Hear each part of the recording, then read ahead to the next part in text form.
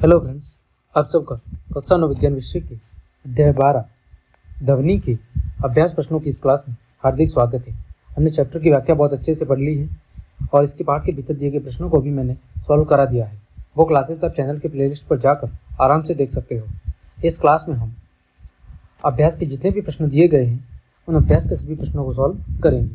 तो चलिए क्लास शुरू करते हैं। देखें, पहला प्रश्न दिया गया है, ध्वनि क्या है और यह कैसे उत्पन्न होती है। कि ध्वनि क्या है और यह उत्पन्न कैसे होती है। तो आप सब जानते होंगे कि ध्वनि ऊर्जा का क्या है, एक रूप है जिसके कारण हम क्या करते हैं, जिसके कारण हम सुन पाते हैं। अब ध्वनि उत्पन्न कैसे होती है, तो ध्वनि तभी उत्पन्न होती है जब कोई वस्तु क्या करती है, कंपन करती है, वाइब्रेशन करती है। जैसे सितार के तार का कंपन करना, जब सितार के तार को कंपित किया जाता है तभी क्या करती है, वो ध्वनि उत्पन्न करता है। इसी तरह आपके विद्यालय की घंटी पर जब प्रहार किया जाता है हथौड़े से तो क्या होता है, उसमें कंपन होता है और आवाज़ उत्पन्न होती है। बांसुरी में क्या होता है, तेज से फूंक मारी जाती है जिसके कारण उसमें कंपन होता है और क्या उत्पन्न होती है, ध्वनि उत्पन्न होती है। तो आपको याद रखना है कि ध्वनि एक प्रकार की ऊर्जा है जिसके कारण हम आवाज़ सुन पाते हैं। और ध्वनि उत्पन्न कब होती है, जब कोई वस्तु कंपन करती है। ठीक है, आगे बढ़ते हैं। प्रश्न संख्या 2, एक चित्र की सहायता से वर्णन कीजिए कि ध्वनि के स्रोत के निकट वायु में संपीड़न तथा विरलन कैसे उत्पन्न होते हैं। हमें एक चित्र की मदद से ये समझाना है कि जो ध्वनि का स्रोत है, जहाँ से ध्वनि उत्पन्न हो रही है, उसके निकट संपीड़न और विरलन कैसे उत्पन्न होते हैं। तो देखें, हमने एक चित्र देखो, आपको दिख रहा होगा।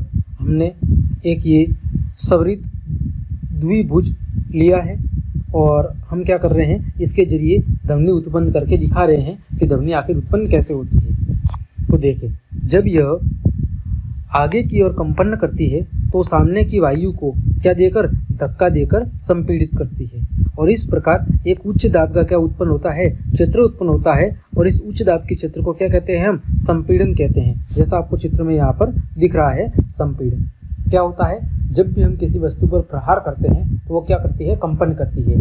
उस कंपन के कारण उसके आसपास वायुमंडल में जो कण मौजूद है वो क्या करते हैं, वो भी कंपन करना शुरू कर देते हैं। तो जब जो कण है वहाँ पर अधिक मात्रा में कंपन करते हैं तो ऐसी स्थिति में वहाँ पर उच्च दाब का क्षेत्र बन जाता है और उसे क्या कहते हैं, उसे हम संपीड़न कहते हैं। यह संपीड़न कंपमान वस्तु जैसे ट्यूनिंग फॉर्क से दूर आगे की ओर क्या करता है, गति करता है।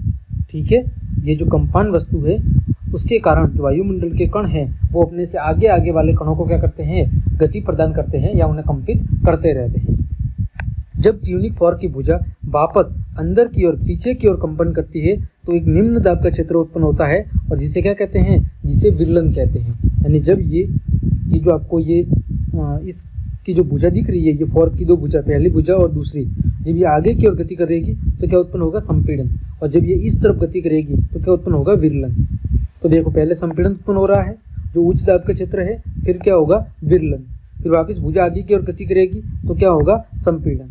फिर वापस भुजा पीछे की ओर गति करेगी तो क्या होगा, विरलन। तो इस तरह जब एक वस्तु कंपन करती है तो वायु में संपीड़न और विरलन की क्या बन जाती है, एक श्रृंखला या श्रेणी बन जाती है। और यही संपीड़न और विरलन मिलकर क्या बनाते हैं, ध्वनि तरंग बनाते हैं, जो माध्यम से होकर क्या होती है, संचरित होती है और वो ध्वनि और आवाज़ हमारे कानों तक पहुंचती है। ठीक है, चलिए आगे बढ़ते हैं। किसी प्रयोग से यह दर्शाया जा सकता है कि ध्वनि संचरण के लिए एक द्रव्यात्मक माध्यम की आवश्यकता होती है। जब हमने चैप्टर की व्याख्या पढ़ी थी तो हमने बहुत अच्छे से देखा था कि ध्वनि के संचरण के लिए किसी माध्यम की जरूरत होती है। बिना माध्यम के कभी भी ध्वनि का संचरण नहीं हो सकता। वही हमें प्रयोग करके फिर से बताना है। तो देखो, हम क्या कर रहे हैं, एक विद्युत घंटी ली है और एक कांच का वायुरुद्ध बेलजार लिया है। ठीक है, विद्युत घंटी को बेलजार में हमने क्या किया है, लटकाया है। यानी ये एक बेलजार है, कांच का डिब्बा है और इसके अंदर हमने ये विद्युत घंटी को क्या किया है, लटकाया है। ठीक है, बेलजार को एक निर्वात पंप से जोड़िए। फिर इस बेलजार को हमने एक निर्वात पंप से क्या कर दिया है, जोड़ दिया है। फिर घंटी के स्विच को दबाने पर आप इसकी ध्वनि को सुन सकते हैं। ऐसी स्थिति में जब हम घंटी के स्विच को चालू करेंगे जो यहाँ पर लगा हुआ है तो हमें क्या होगा, इस बेलजार से ध्वनि सुनाई देगी। अब निर्वात पंप को चलाइए और प्रेक्षणों को नोट कीजिए। इसके बाद हम क्या करते हैं, इस निर्वात पंप की सहायता से इस बेलजार के अंदर जितनी भी हवा मौजूद है उसको बाहर निकाल देते हैं, ठीक है। और इसके अंदर का माध्यम कैसा कर लेते हैं, निर्वात कर लेते हैं। और उसके बाद अगर हम स्विच को चालू करेंगे तो हम देखेंगे कि हमें किसी भी प्रकार की ध्वनि सुनाई नहीं देती है, ठीक है। तो देखो हमने यहाँ से क्या प्रेक्षण किया कि जैसे जैसे अधिकाधिक वायु पात्र से निकाली जाती है, घंटी की ध्वनि धीरे धीरे क्या होती जाती है, धीमी होती जाती है। जब बेलजार से संपूर्ण वायु बाहर निकल जाती है तो ध्वनि बिल्कुल भी सुनी नहीं जा सकती। अतः ध्वनि तरंगों को ले जाने के लिए द्रव्यात्मक माध्यम क्या होता है, आवश्यक होता है। तो यहाँ से मैं क्या निष्कर्ष निकला कि ध्वनि के संचरण के लिए किसी न किसी माध्यम की जरूरत होती है। बिना माध्यम के ध्वनि का संचरण कभी भी नहीं हो सकता, ठीक है। आगे बढ़ते हैं। ध्वनि तरंगों की प्रकृति अनुदैर्ध्य क्यों है, यानी ध्वनि तरंगों की प्रकृति अनुदैर्ध्य भी है, अनुप्रस्थ भी है। तो इसकी प्रकृति अनुदैर्ध्य क्यों है?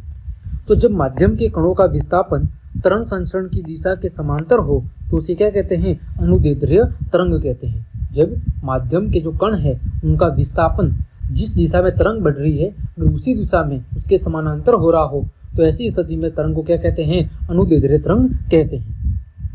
ध्वनि तरंग संपीड़न और विरलन के रूप में क्या होती है, संचरित होती है। अभी हमने पिछले वाले प्रश्नों में देखा था कि ध्वनि संपीड़न और विरलन की मदद से एक भाग से दूसरे भाग तक क्या होती है, संचरित होती है। अतः माध्यम या वायु के कण आगे पीछे तरंग के संचरण की समानांतर दिशा में क्या करते हैं, गति करते हैं। और इसी कारण से ध्वनि तरंगों को क्या कहते हैं, अनुदैर्ध्य तरंग कहते हैं, ठीक है।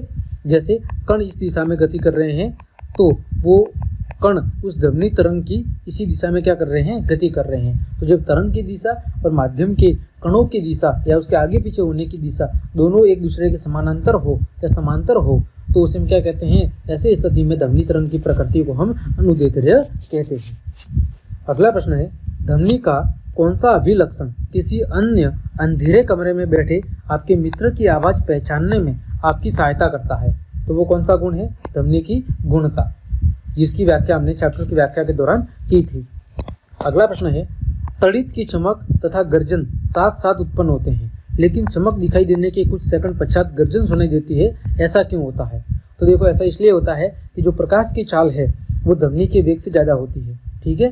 प्रकाश की चाल ध्वनि की चाल से क्या होती है, ज़्यादा होती है। प्रकाश की चाल सामान्यतः 3 × 10⁸ मीटर पर सेकंड होती है, वही ध्वनि की चाल 346 मीटर पर सेकंड होती है। यानी प्रकाश की चाल ध्वनि की चाल की तुलना में कई गुना ज़्यादा है। इसी कारण से जब आकाश में बिजली कड़क रही होती है तो प्रकाश हमें पहले तुरंत दिखाई देता है लेकिन ध्वनि कुछ समय बाद सुनाई देती है, ठीक है। अगला प्रश्न है, किसी व्यक्ति का औसत श्रव्य परिसर 20 हर्ट्ज से लेके 20 किलो हर्ट्ज है। इन दो आवृत्तियों के लिए ध्वनि तरंगों की तरंग दैर्ध्य ज्ञात कीजिए। हमें लैम्बडा का मान ज्ञात करना है। तो देखो वायु में ध्वनि का वेग कितना होता है, साधारणतः 344 मीटर पर सेकंड। ये किसका है, ध्वनि का वेग है। फिर आवृत्ति हमें 2 दी हुई है, v1 बराबर दिया हुआ है या ν1 बराबर दिया हुआ है 20 हर्ट्ज और ν2 दिया हुआ है 20 किलो हर्ट्ज। और किलो हर्ट्ज को जब हर्ट्ज में बदलेंगे तो 1000 से गुणा कर देंगे तो कितना हो जाएगा, 20,000 हर्ट्ज। ये हो जाएगा ν2 का मान। अब हमें क्या निकालना है, लैम्बडा। तो देखो वेग बराबर सूत्र होता है आवर्ती गुणा तरंग दैर्ध्य। क्या सूत्र होता है, आवर्ती गुणा तरंग दैर्ध्य। और जब हम यहाँ से तरंग दैर्ध्य का मान निकालेंगे तो क्या होगा, वेग बटे में आवर्ती। तो लैम्बडा बराबर सूत्र क्या हो गया, लैम्बडा बराबर हो गया वेग वेलोसिटी बटे में आवर्ती यानी कि न्यू, ठीक है, वेग बटे में आवर्ती। तो पहली स्थिति में हम लैम्बडा का जब मान निकालेंगे तो ध्वनि का वेग कितना है, 344 मीटर पर सेकंड और आवर्ती कितनी है, 20 हर्ट्ज। तो जब इसको सॉल्व करेंगे तो कितना आएगा, 17.2 मीटर। लैम्बडा क्या होती है, दूरी होती है। जबकि दूसरी स्थिति में लैम्बडा का मान कितना होगा, वही वेग कितना है, 344, लेकिन अब की बार आवर्ती कितनी है, 20,000 हर्ट्ज, ठीक है। जब इसको सॉल्व करेंगे तो 0.0172 मीटर आएगा। तो दोनों ही स्थितियों में जो ध्वनि तरंग की तरंग दैर्ध्य है, पहली स्थिति में 17.2 मीटर और दूसरी स्थिति में 0.0172 मीटर आएगी। सिंपल, हमने केवल इस सूत्र का उपयोग किया है, वेग बराबर आवर्ती गुणा तरंग दैर्ध्य का। अगला प्रश्न है, 2 बालक किसी एल्यूमिनियम पाइप के 2 सिरों पर है, ठीक है। एक बालक पाइप के एक सिरे पर पत्थर से आघात करता है, दूसरे सिरे पर स्थित बालक तक वायु तथा एल्यूमिनियम से होकर जाने वाले ध्वनि तरंगों द्वारा लिए गए समय को अनुपात ज्ञात कीजिए। हमें क्या करना है, वो समय का अनुपात ज्ञात करना है कि पहले बालक से दूसरे बालक के बीच में जो ध्वनि प्रसारित हो रही है या संचरित हो रही है उसमें लगने वाला समय कितना है। तो देखो, वायु का सबसे पहले हमें ध्वनि का वेग पता होना चाहिए। तो ध्वनि का वेग वायु में कितना है 346 मीटर पर सेकंड, और एल्यूमिनियम में कितना है 6420 मीटर पर सेकंड। ये दोनों में अलग अलग ध्वनि का वेग है। वायु में है 346 मीटर पर सेकंड और एल्यूमिनियम में है 6420 मीटर पर सेकंड। अब हमें पाइप की लंबाई कितनी है, हमने माना L मीटर है। ठीक है, ये कोई पाइप है ये, ठीक है। एक बालक यहाँ पे खड़ा है, दूसरा बालक यहाँ पे है। ये पाइप की लंबाई कितनी मानी हमने L मीटर। अब समय पता है, समय बराबर क्या होता है, समय बराबर होता है दूरी बटे में चाल। क्या होता है, दूरी बटे में चाल। तो अगर हम T1 ज्ञात करें, कब, जब वायु की हम बात कर रहे हैं, तो L दूरी है और वायु में चाल कितनी है 346 मीटर पर सेकंड। समय किसमें आएगा, सेकंड में। ये पहली स्थिति में है। फिर दूसरी स्थिति में T2, वही दूरी कितनी है, दूरी है तो वही एल्यूमिनियम का पाइप है जिसकी दूरी L मीटर है, लेकिन वो एल्यूमिनियम से होकर जाने में जो लगने वाला समय है, तो एल्यूमिनियम में ध्वनि की चाल कितनी होगी 6420 मीटर पर सेकंड। ठीक है, समय किसमें आएगा, सेकंड में। अब जब हम दोनों का अनुपात निकालेंगे तो T1/T2 तो कितना होगा 6420 बट्टे में 346, क्योंकि L से L क्या हो जाएगा, कैंसिल हो जाएगा। और जब इसको सॉल्व करेंगे तो हमारे पास कितना आएगा 18.55:1। यह आएगा हमारे पास T1/T2। वही हमने यहाँ पर किया है। पहले T1 निकाला, T1 का मान इतना आ गया हमारे पास, फिर T2 निकाला और फिर T1 के अंदर T2 का भाग दे दिया। दोनों का अनुपात कितना आया 18.55:1 आया। ठीक है, यही हमें ज्ञात करना था।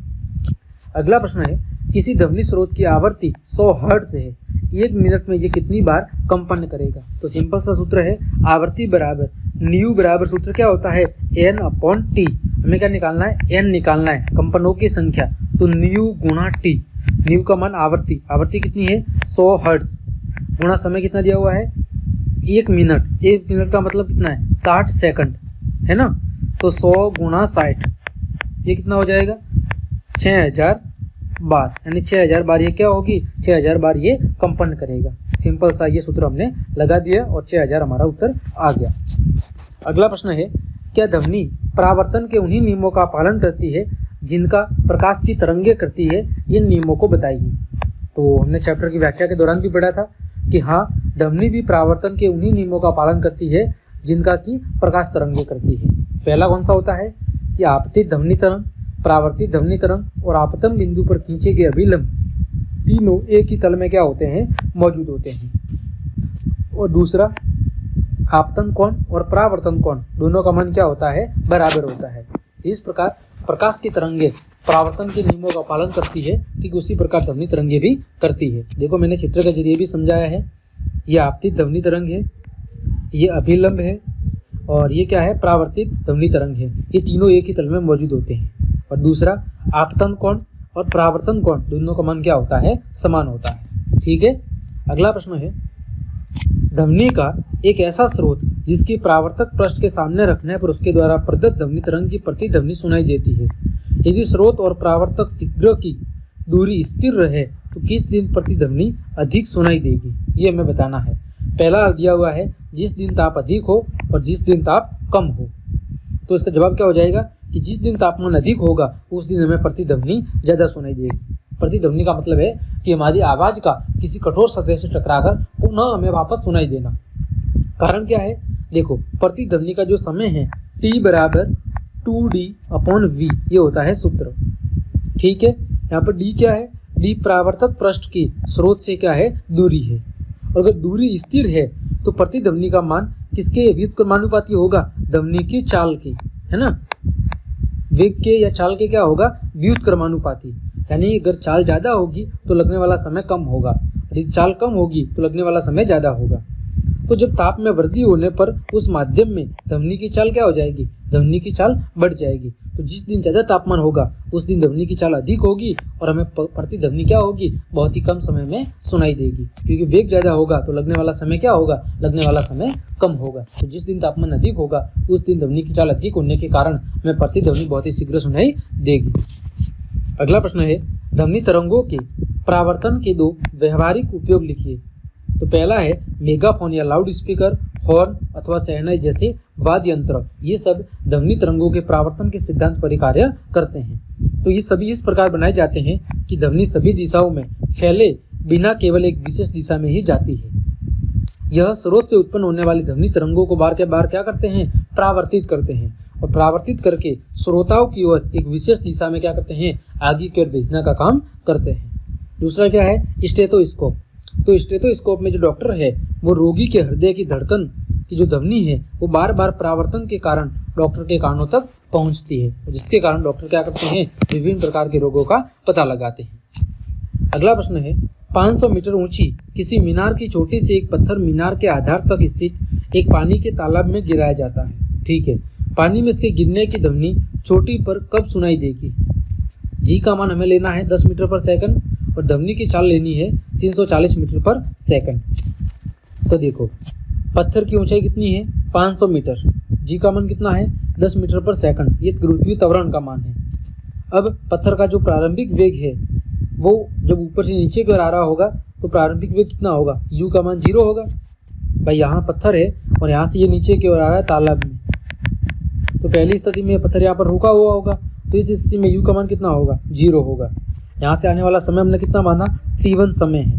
दूरी कितनी है, दूरी कितनी है, h का मान है 500 मीटर। ठीक है, हमारे पास u है, t है, h है और g का मान है वो है 10 मीटर पर सेकंड स्क्वायर। ये चार चीज़ें दी हुई है। तो हमने कौन सा समीकरण लगाया, गति का दूसरा समीकरण, h या s बराबर ut plus half gt square, ये समीकरण लगा दिया हमने। ठीक है, फिर हमारे पास क्या मान दिया हुआ है, देखो u का मान दिया हुआ है 0, तो ये तो हमें लिखने की जरूरत ही नहीं है। 1/2, g का मान है 10 और t का स्क्वायर, t का मान हमारे पास नहीं है तो t का स्क्वायर, h का मान कितना है 500।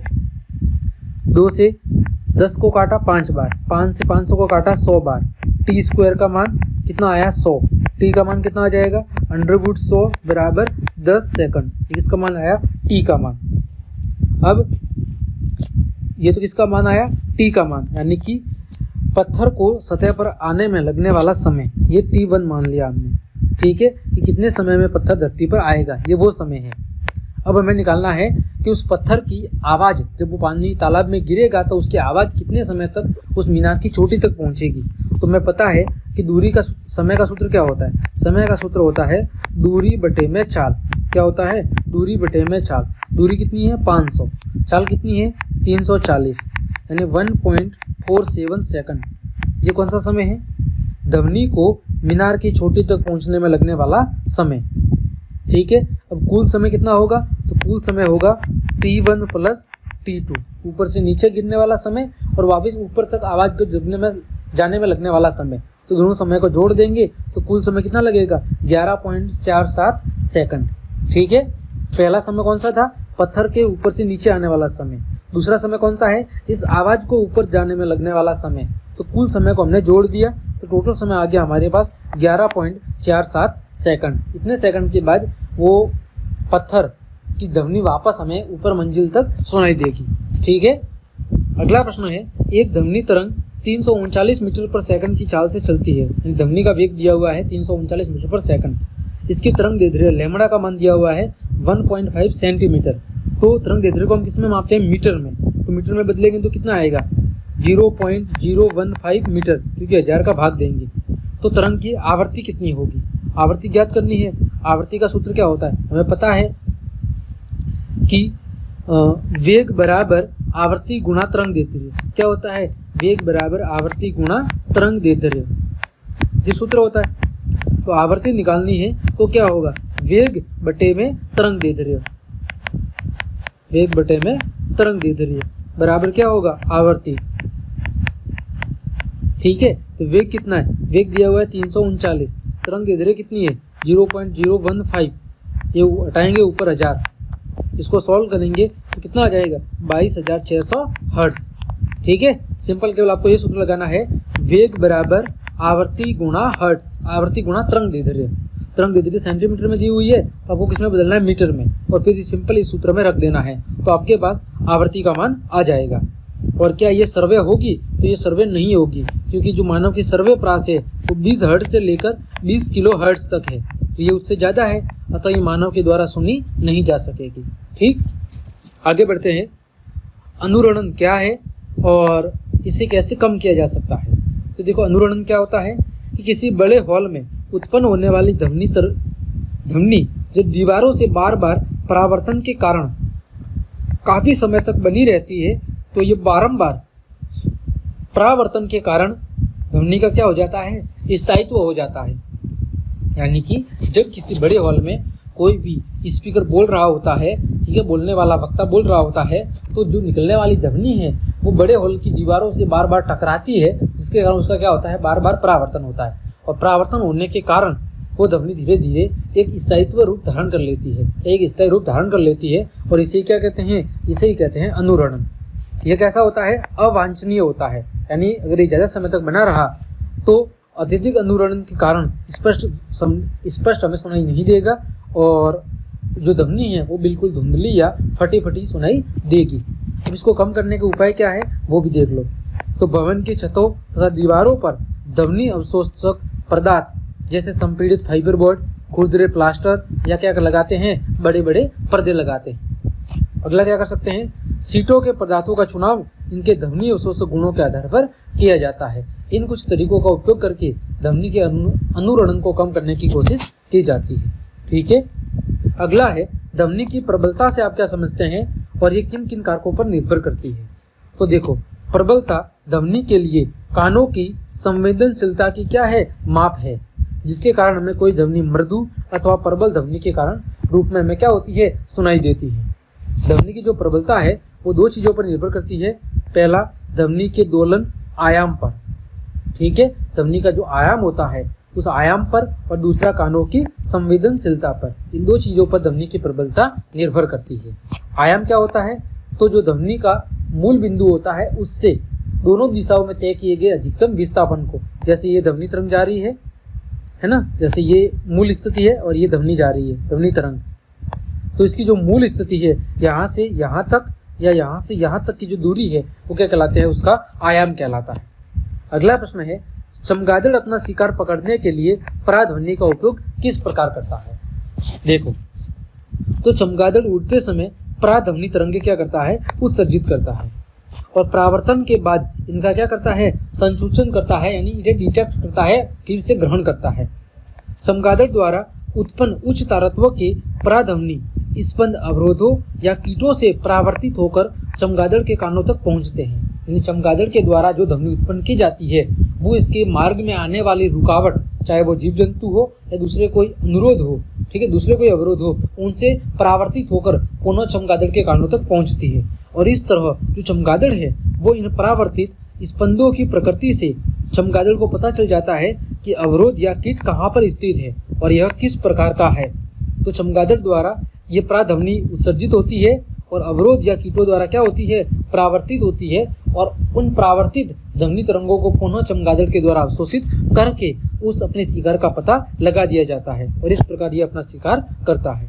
ठीक है, जैसे ये चमगादड़ का चित्र दिया हुआ है, देखो इसके द्वारा पराध्वनि उत्पन्न की जा रही है, ये इस कीट से क्या होगी? टकराएगी और फिर से प्रतिध्वनि के रूप में चमगादड़ को सुनाई देगी, और इसके आधार पर ये अपने शिकार का क्या करता है? आकलन कर लेता है। ठीक, अगला प्रश्न है, वस्तुओं को साफ करने के लिए पराध्वनि का उपयोग कैसे किया जाता है? तो देखो, पराध्वनि का उपयोग उन भागों को साफ करने में किया जाता है जिन तक पहुंचना क्या होता है? कठिन होता है, जैसे बड़ी बड़ी सर्पिलाकार नली, विषम आकार के पुर्जे, इलेक्ट्रॉनिक अवयव, ये ऐसे कुछ कंपोनेंट है जिसमें आसानी से सफाई नहीं की जा सकती है। तो ऐसी वस्तुओं को साफ करने के लिए मार्जन विलयन में पराध्वनि तरंगे क्या होती है? भेजी जाती है, और उच्च आवृत्ति के होने के कारण धूल, चिकनाई, गंदगी के कण अलग होकर क्या होते हैं? नीचे गिर जाते हैं, और इस तरह ये वस्तु क्या हो जाती है? साफ हो जाती है। ठीक है, यानी ये जो पराध्वनि तरंगे हैं वो तरंगे उस वस्तुओं की दीवारों से बार बार टकराती है, और ये उच्च तारत्व के होने के कारण या उच्च आवृत्ति होने के कारण उन दीवारों पर लगी विभिन्न प्रकार की गंदगी या विभिन्न प्रकार के जो अन्य पदार्थ है उनको टकराने के कारण क्या कर देती है? छोटे छोटे टुकड़ों में तोड़ देती है, और फिर वो वस्तु क्या हो जाती है? साफ हो जाती है। ठीक, अगला है सोनार की कार्यविधि और उपयोग का क्या कीजिए? वर्णन कीजिए। तो देखें सोनार क्या है। सोनार समुद्र के अंदर विभिन्न प्रकार के पदार्थों, जहाजों, पनडुब्बियों और समुद्र की गहराई और समुद्र के अंदर खोई जाने वाले अनेक चीज़ों का पता लगाने के इसका उपयोग किया जाता है। तो सोनार में क्या होता है, एक प्रेषित ट्रांसमीटर होता है और एक संसूचक यानी कि डिटेक्टर होता है। ठीक है, यानी एक तरंगों को भेजने वाला और एक तरंगों को ग्रहण करने वाला। इसे किसी नाव या जहाज में चित्रानुसार लगाते हैं। ठीक है, देखो ये प्रेषित है और ये क्या है, संसूचक है। ये क्या करेगा, सिग्नल को भेजेगा और दूसरा उन सिग्नल को क्या करेगा, वापस ग्रहण करेगा। ये समुद्र तल है, देखो ये पानी की सतह है और इसके ऊपर ये जहाज है और इसके नीचे प्रेषित और संसूचक यानी ट्रांसमीटर और डिटेक्टर दोनों लगाए गए हैं। प्रेषित के द्वारा पराध्वनि तरंगे उत्पन्न और क्या की जाती है, प्रेषित की जाती है, यानी पराध्वनि तरंगों को उत्पन्न किया जाता है और उन्हें भेजा जाता है, जो समुद्र तल में स्थित किसी पिंड से टकराकर क्या होती है, परावर्तित होती है और इस ट्रांसमीटर के द्वारा क्या की जाती है, ग्रहण की जाती है और उसके द्वारा फिर उसका अंदाजा लगाया जाता है। अब देखो ये काम कैसे करता है, तो पराध्वनि तरंगों को विद्युत संकेतों में बदल देता है। जो प्रेषित है वो क्या करता है, पराध्वनि तरंगों को विद्युत संकेतों में बदल देता है, जिनकी उचित रूप से व्याख्या क्या की जाती है, कर ली जाती है। यानी कि उस ट्रांसमीटर के द्वारा, ठीक है, सॉरी उस ट्रांसमीटर के द्वारा, हाँ ट्रांसमीटर के द्वारा जिन पराध्वनि तरंगों को समुद्र के अंदर भेजा जाता है, तो वो समुद्र के अंदर किसी पदार्थ से टकराकर पुनः क्या होती है, लौटती है। उनको उस डिटेक्टर के द्वारा ग्रहण किया जाता है और फिर उनको ऊपर जहाज की ओर भेजा जाता है। वहाँ फिर उनको उन तरंगों को किसमें बदला जाता है, विद्युत संकेतों में, और उसके आधार पर उसका आकलन किया जाता है। मान लीजिए पराध्वनि संकेतों के प्रेषण और अभिग्रहण का समय अंतराल कितना है, t है। समुद्र जल में ध्वनि की चाल कितनी है, समझ लीजिए v है, और तय की दूरी या गहराई कितनी है, d है। तो सतह से लेकर पिंड तक और वापस सतह तक पराध्वनि द्वारा चलेगी दूरी कितनी होगी, 2d, क्योंकि एक तो जाने वाली दूरी और एक वापस आने वाली, तो d और d कितनी हो जाएगी, 2d दूरी। और दूरी का सूत्र कितना होता है, चाल गुणा समय। तो यहाँ पर d का मान क्या हो जाएगा, v गुणा t/2। ठीक है, ये दूरी का सूत्र हो जाएगा। तो अब इस समीकरण से हम क्या क्या ज्ञात कर सकते हैं, देखो समुद्र की गहराई यानी d का मान ज्ञात कर सकते हैं, फिर v का मान, ठीक है, और फिर समय t का मान ज्ञात कर सकते हैं। तो समुद्र की गहराई ज्ञात करने में इसका उपयोग कर सकते हैं। जल के अंदर स्थित चट्टानों, घाटियों, पनडुब्बियों, हिमशैल, डूबे हुए जहाज आदि की जानकारी प्राप्त करने के लिए भी हम सोनार का उपयोग कर सकते हैं। ठीक, अगला प्रश्न है, एक पनडुब्बी पर लगी एक सोनार युक्ति संकेत भेजती है और उसकी प्रतिध्वनि 5 सेकंड पश्चात ग्रहण करती है, यानी टी का मान दिया हुआ है। यदि पनडुब्बी से वस्तु की दूरी इतनी है, यानी डी का मान दिया हुआ है, तो ध्वनि की चाल कितनी होगी। अभी हमने सूत्र देखा 2d = v गुणा t, हमें निकालना है d, क्या निकालना है, सॉरी चाल यानी कि v निकालना है। तो v बराबर क्या होगा, 2d/t। तो 2 गुणा d का मान कितना है, 3600, यहाँ पर 25 लिखा हुआ है, आप 25 कर लेना, ठीक है। 3625 बटे में समय कितना दिया हुआ है, 5 सेकंड। इसको जब हल करेंगे तो कितना आएगा, 1450 मीटर पर सेकंड। ठीक है, सिंपल सा हमने सूत्र लगाया है 2d = v गुणा t। अगला, किसी धातु के ब्लॉक में दोषों का पता लगाने के लिए पराध्वनि का उपयोग कैसे किया जाता है, वर्णन कीजिए। तो देखो पराध्वनि तरंगों को धातु के ब्लॉक से क्या किया जाता है, प्रेषित किया जाता है, और इन प्रेषित तरंगों का पता लगाने के लिए संसूचक यानी डिटेक्टर का उपयोग किया जाता है। यदि थोड़ा सा भी दोष होता है तो पराध्वनि तरंगे वापस क्या होती है, परावर्तित हो जाती है, जो धातु ब्लॉक में दोष की क्या कराती है, उपस्थिति को दर्शाती है, यानी कि यहाँ से तरंगों को भेजा जाता है। ठीक है, और यदि ये तरंगे दूसरे एंड पर प्राप्त की जाती है तो कोई दोष नहीं है, लेकिन अगर इन तरंगों में, पराध्वनि तरंगों में कुछ भी बदलाव देखने को मिल जाता है, मतलब इसमें परावर्तन हुआ है, यानी कहीं न कहीं इसमें दोष था, ठीक है, और उसका पता फिर लगा दिया जाता है कि यदि पराध्वनि तरंगों में कुछ अंतर आया है, इसका मतलब इस धातु के ब्लॉक में कुछ न कुछ कमी है या कुछ न कुछ दोष है। ठीक है, अगला प्रश्न है, मनुष्य के कान किस प्रकार कार्य करता है, विवेचना कीजिए। तो देखें, मनुष्य के अगर हम कान की संरचना की बात करें तो कान एक संवेदी अंग है, जिसकी सहायता से हम क्या करते हैं, ध्वनि को सुन पाते हैं। मानव का जो कान है वो 3 हिस्सों से बना होता है, एक बाह्य कण, एक मध्य कण और एक अंतः कण। ठीक है, देखो ये दोनों चित्र मैंने बताए हैं, ये बिल्कुल साधारण चित्र है और ये थोड़ा जटिल चित्र है। देखो कान के 3 भाग है, ये बाह्य कण वाला हिस्सा है जो हमें बाहर की ओर से दिखाई देता है, फिर ये मध्य कण वाला है और ये अंतः कण वाला है। ठीक है, बाहरी भाग में कौन कौन से अंग होते हैं, बाहरी भाग में केवल हमें एक कर्ण पल्लव देखने को मिलता है। क्या देखने को मिलता है? कर्ण पल्लव और कुछ श्रवण नलिका का हिस्सा देखने को मिलता है। ठीक है, फिर अन्य भाग कौन कौन से हैं? देखो, ये कर्ण पल्लव है, ये श्रवण नलिका है, ये कर्ण पटय है, कान की हड्डियां है और ये कर्णावर्त है। ये कान के कुछ प्रमुख हिस्से हैं। तो बात करें इनके कार्यों की, तो सबसे पहले बात करें बाह्य कर्ण की।